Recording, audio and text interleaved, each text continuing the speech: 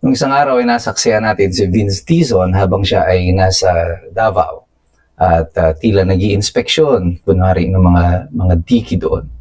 At sa kanya pag-inspeksyon, meron tayong nadinig na madalas niyang sinasabi, yung PI, mura siya ng mura. Anong pinagmumura nitong si Vince Dizon? Utang inapit, utang inapit, utang inapit. 7 taon yung hindi ginawa to, Diyos ko. 2019 pa to. Ito. Tapos wala nang ginawa dito. O, yun ang problema. Utang ina talaga. Ito nga bang siya ay naiinis doon sa sitwasyon o nagdadrama lang? Ito po si Attorney Mike Operario. Pag-usapan natin yan. Bakit nga ba nandun si Vince Dizon? Pagkatapos po ng isang bagyo, yung Kia po at na pinalakas ng habagat, nagkaroon ng flash flood dito sa Davao City. At marami din pong nasira doon sa lugar, pero humupa din naman agad ang baha. At ito, lo and behold, nandun si Vince Dizon, walang dalang tulong, walang dalang solusyon, walang dalang equipment. Inspection lang. At sa kanyang inspeksyon, kunyari ang kanyang palabas doon, tingin ko ito ay palabas, ay mura siya ng mura. No? Parang nag-aala style digong. Na kunyari, naiinis siya at bakit hindi tinapos yung proyekto. Totoo bang wala silang alam dito? Well, the fact of the matter is, from 2024 up to present, hindi na po sila nagbigay ng allocation for public works dito sa Davao. More specifically, sa Davao City at yung mga distrito na kung saan kalaban nila yung mga congressman, kagaya sa distrito ni Congressman Ungab. Si Congressman Irice, nagsasalita, napanood ko recently lang, taga Caloocan, na despite of the fact na inilapit niya kay Vince Dizon na bumabaha doon sa kanilang lugar, ang di umano, sabi ni Irice, ay may pasubali sa kanya na bibigyan siya ng proyekto, pero dapat ay gawin niya kung ano yung gusto ng administrasyon. Siya ay tumanggi, hindi sila binigyan ng pondo. At ganoon din na nangyayari sa Davao City. So hindi ko maintindihan ano yung pinagmumura dito ni Vince Dizon. Sabihin niya hindi natapos ang project. Paano mo tatapusin yung project? Paano mo i-implement yung master plan diyan sa Davao City na matagal nang ibinigay sa inyo? Kung hindi naman niyo ito bibigyan ng pondo. Tapos ngayon, sila ay mura ng mura na tila ba may pakialam talaga sila doon sa Davao City. Well, apparently, hindi yan nakakatakas sa mata ng mga observers, lalo na ng mga taga Davao, lalo na yung mga iskombro sa buong Pilipinas, na alam naman namin na may drama na naman nagaganap doon. Si Vince Dizon, nung panahon ni President Digong, ay hindi naman po ganyan magsalita. He was supposed to be a technocrat. Pa-English nga po yan, ano? Nung hindi pa siya masyadong bulol nung panahon na yon.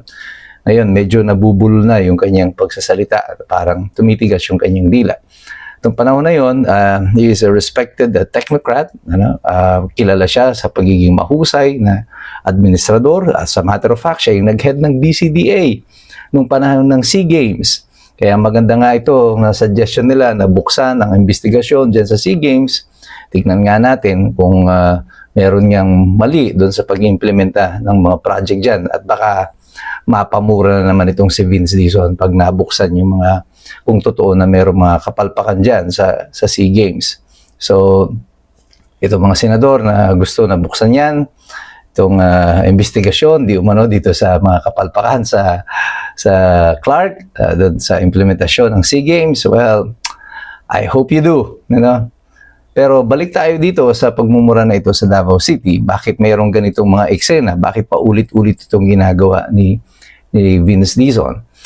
Well, apparently, this is part of the show. Ano, sa aking tingin, ito ay bahagi lamang ng optics na kanilang ginagawa para wag masisi doon sa kung anong nangyari doon sa Davao. Sabihin nila na nandito nga kami, nag-inspection nga kami, nagmumura nga ako, nagagalit nga ako doon sa sitwasyon.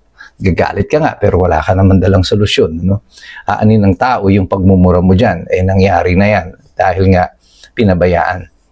At ganoon din yung nangyari doon sa Cebu. Ano? Nung nagkaroon ng trahedya sa Cebu, nagkaroon ng flash flood, no? Dito lang po lumalabas yung mga kwento tungkol doon sa mga failed flood control projects, may mga mura, again, pero walang solusyon. Wala dalang tulong, walang ayuda, walang equipment, nothing. Just all cameras and mga vloggers at saka mga mura. Pero galit na galit sila kay Digong na nagmumura. Pero bakit mo kinokopya? Ay, kasi nga, alam mo that that is the language that the people understand. Yan yung lingwahe na naiintindihan ng mga tao. Pero sa ginagawa nyo po na yan, alam nyo, sa totoo lang, gusto na ko na rin kayong murahin. Ano? Kung kaya ko lamang po yan gawin dito sa social media, ay ginawa ko na. Salamat na lang. Nandyan pa si VP Sara Duterte. Sana sila na lang ang magmura para sa amin na hindi pwedeng magmura dito sa online. O kaya si Mayor Baste, o kaya si Pulong, o kung sino pa man na po pwede. Pwede nga po, pakimura nyo na lang po sila para sa amin. And this is the situation that we have right now. Kanya po yung mga tao ay hindi binibili itong mga storya, yung mga ginagawa ninyo na mga pakulo, mga pag-iwas sa pananagutan, yung mga drama na ganito. Ang dahilan po dyan, bakit patuloy na sumasadsad ang popularidad ng administrasyon na to at wala nang tiwala ang taong bayan sa inyo? Dahil na rin po sa kada drama ninyo na iniisip ninyo na yung mga tao na nasa paligid nyo ay kaya ninyong utuin sa mga pamamagitan ng ganyang mga style. Bulok na po yung style na yan, nabenta na po yan. Hindi nyo na po maloloko yung taong bayan. You have to do something else. And you know what that is something else? Magserbisyo po kayo ng totoo. Yung hindi po nagnanakaw sa taong bayan. Baka iyan, maintindihan pa kayo ng taong bayan. Hanggat hindi kayo nagbabago, ang pagtrato ng mamamayan sa inyo ay pareho din at patuloy na sasadsad ang popularidad ng administrasyon na ito. Tumulong man kayo o hindi sa mga lugar na kagaya niyan ng Davao City, sa tingin ko makakabangon ang Davao. Ginawa na nila ng ilang panahon na sila-sila lang, yung lokal na pamahalaan lang ang kumikilos, walang tulong mula sa national government. At ganoon na rin sa iba pang mga bayan ng mga kongresista na hindi sumusuporta sa administrasyon na to. Sigurado ako, all of us will be left to our devices, yung mga ordinaryong mga mamamayan. Kaya tayong lahat, patuloy po tayo na magtulungan. Na iangat natin ang ating mga sarili, ang kapwa natin, tulungan natin ang bawat isa. Kasi mukhang wala tayong maasahan sa pamahalaan natin sa mga panahong kagaya nito.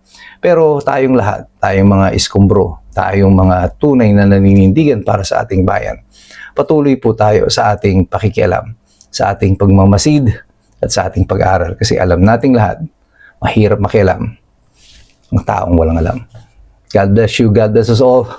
Mabuhay ang Republika ng Pilipinas. We are the resistance. Mabuhay ang Davao City.